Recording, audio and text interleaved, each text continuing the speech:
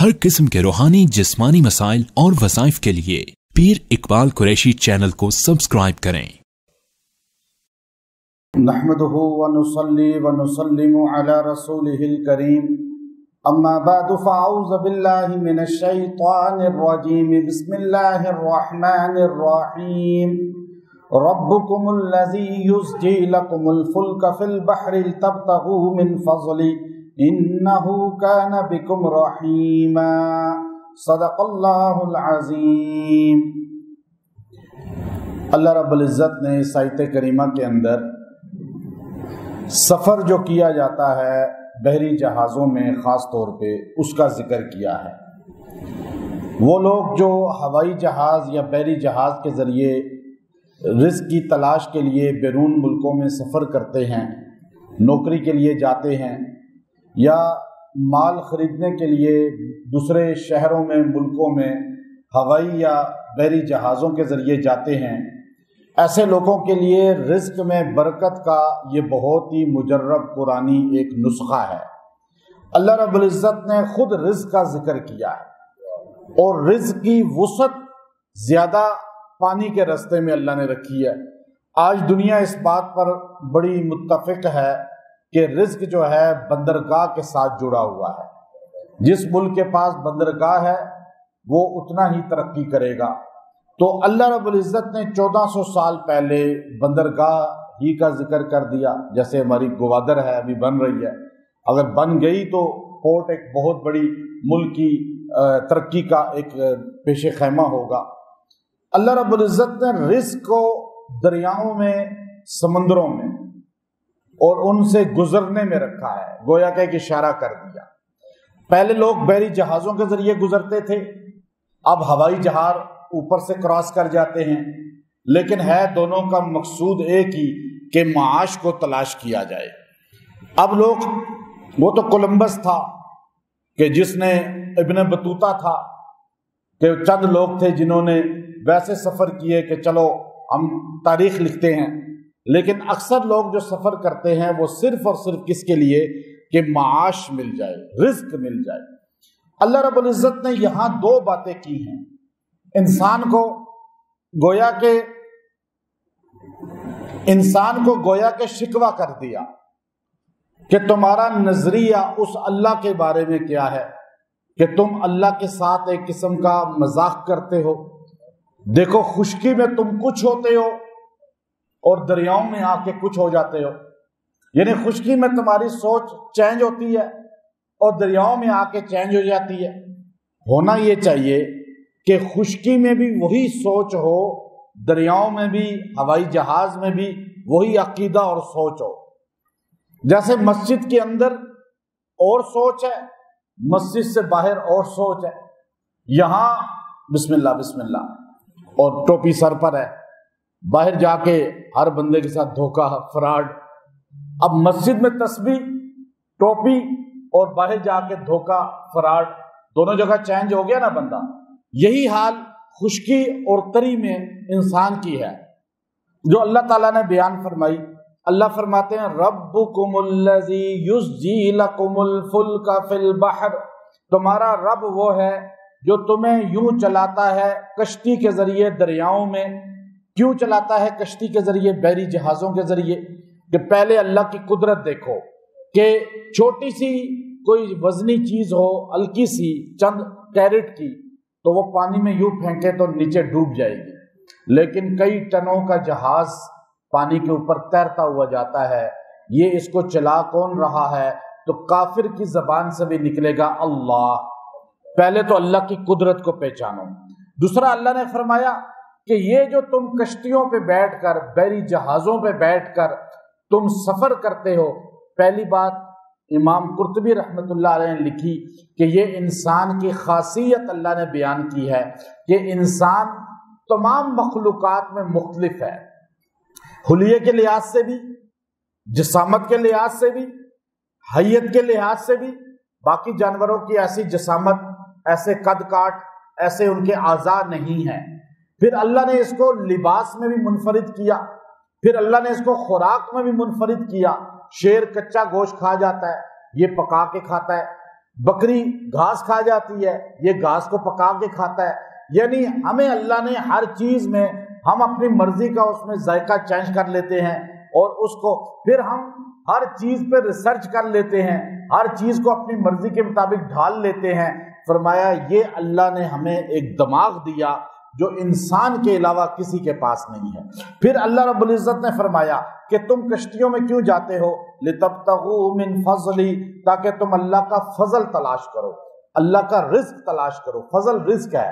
جب جمعے کا دن کا اللہ نے ذکر کیا اِذَا نُودِيَ لِلصَّلَاةِ، تو اس وقت اللہ فَإِذَا قَضَيْتَ فَانْتَشِرُوا، اس کے ساتھ بھی فضل کا ذکر کیا کہ اللہ کا فضل تلاش کرو جمعہ کی نماز پڑھنے کے بعد، یعنی کما سکتے ہو، رزق حاصل کر سکتے ہو.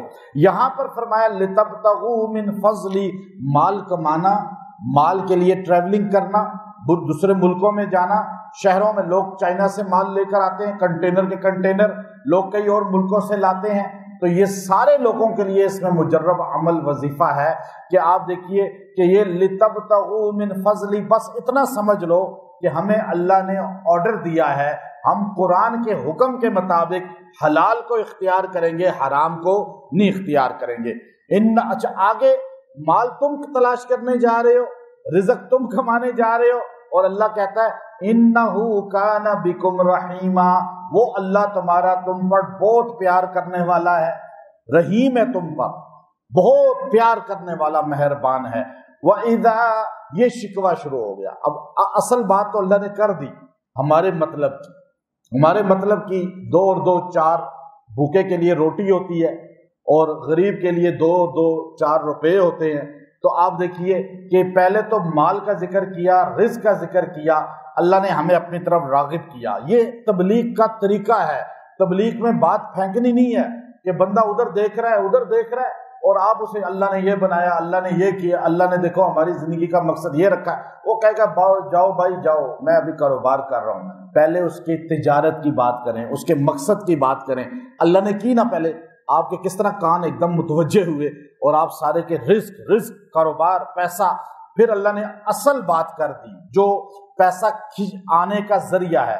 وَإِذَا مَسَّكُمُ الضُّرُّ فِي الْبَحْرِ، اسی پیسہ کمانے میں جب تم جاتے ہو نا بحری جہاز پہ بیٹھ کے، جب جاتے ہو ہوائی جہاز پہ بیٹھ کے، تو تم جب جاتے ہو ظَلَّ مَا تَدْعُونَ، تو وَإِذَا مَسَّكُمُ الضُّرُّ، پھر تمہیں اس میں کوئی تکلیف پہنچتی ہے، ایک دم طوفان آ جاتا ہے، ایک دم جو ہے بجلی کڑکنی شروع ہوتی ہے اور پھر ایک دم جہاز ڈولنے لگتا ہے.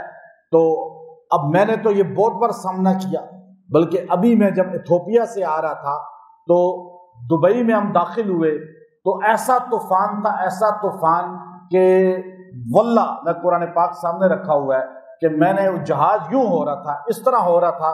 تو فجر کے ٹائم کے قریب وقت تھا تو میں نے یہ سمجھا بس کرش ہے. اور جو کالے بیٹھے تھے، سارا جہاز افریقیوں سے بھرا ہوا تھا اور وہ مسلمان اکثر نہیں تھے، تو لیکن انہوں نے بھی اپنی اپنی موبائل میں وہ انجیل اور دیگر کتب اسلامی اپنی جو ہے ان کی وہ نکال لی اور ان کو پڑھنا. عورتوں نے سر پہ کچھ رکھ کے، کالی افریقی عورتوں نے کچھ پڑھنا شروع کر دیا. مجھے یہ آیت یاد آ گئی، ہم نے تو ذکر خود شروع کر دیا، استغفار پڑھنا، وہ تو موقع ہی ایسا ہوتا ہے. لیکن آپ دیکھیں جب یہ بیماری پھیلی تھی، زلزلہ آتا تھا تو ہم کیا حال ہوتا تھا، آپ تھوڑا سا سامنے کریں، آندھی سیلاب آتا ہے تو کیا حال ہوتا ہے.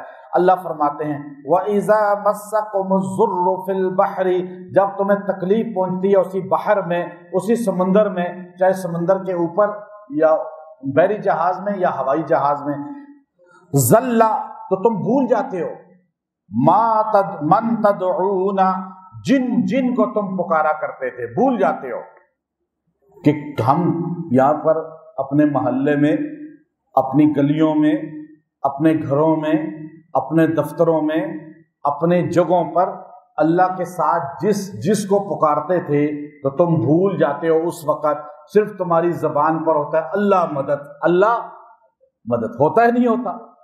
اللہ فرماتا ہے گھر میں تم روٹی کھا کر تو پیٹ بھر کر ڈکار لیتے ہوئے فلاں فلاں مدد، فلاں فلاں مشکل کشا، فلاں فلاں حاجت روا، فلاں فلاں بگڑی بنانے والے، بیڑا پار لگانے والے، لیکن جب ریئل میں تم پہ تکلیف آتی ہے، جب تم بالکل پھنس جاتے ہو، الا ایاہ، مگر تم پھر صرف اس کو پکارتے ہو، اس کے علاوہ تمہاری زبان پر کسی کا نام نہیں ہوتا، اور تم کہتے ہو بس اب اللہ ہی مدد کرے گا۔ تو یہ خشکی میں مدد کون کرتا ہے؟ گھر میں مدد کون کرتا ہے؟ ہر جگہ پھر وہی کرتا ہے نا۔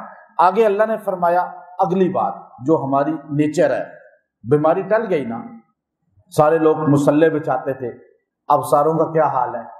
ابھی ایک جھٹکا لگے زلزلے کا، سارے مسجد دوڑیں گے، عشاء کی نماز بھری ہوگی مسجد باہر تک، اور پھر 2 دن ٹھیک گزریں گے، اس کے بعد خالی۔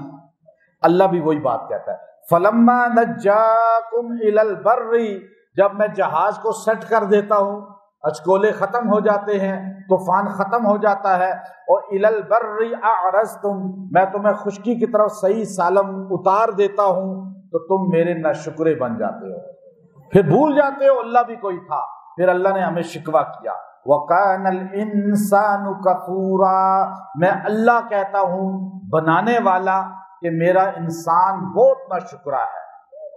اللہ نے ہماری خامی بیان کر دی، بیوی خاوند کی ناشکری، بچے ماں باپ کے ناشکرے، شاگرد استاد کے ناشکرے، مرید مرشد کے ناشکرے، بھائی بھائی کا ناشکرا۔ آج ہر جس پر بھی احسان کریں گے اس دور کے اندر وہ آپ کا ناشکرا ہوگا۔ اللہ نے جو کہہ دیا، پہلے تو فتنے کا دور نہیں تھا، اب تو فتنہ ہی فتنہ ہے نا۔ اب آپ کبھی امید نہ رکھیں کہ ناشکری نہیں ہوگی۔ افامنتم، آخری بات، کیا اتنے بے فکر ہو گئے ہو؟ اتنے بے فکر ہو گئے ہو؟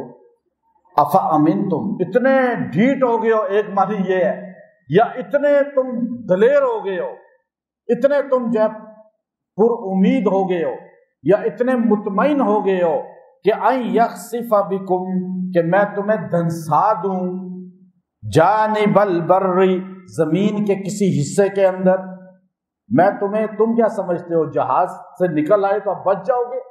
تم کیا سمجھتے ہو اب جہاز کے اندر تم کریش نہیں ہو سکتا جہاز، تو تمہاری اب موت نہیں آئے گی؟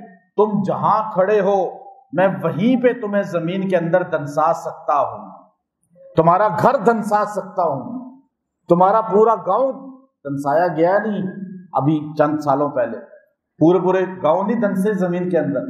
تو اللہ فرماتے ہیں او یرسل علیکم حاصبا، یا میں بھیجوں تم پر کوئی طوفان اور آندھی، سیلاب آئے کوئی تم پر، کیا نہیں آتے؟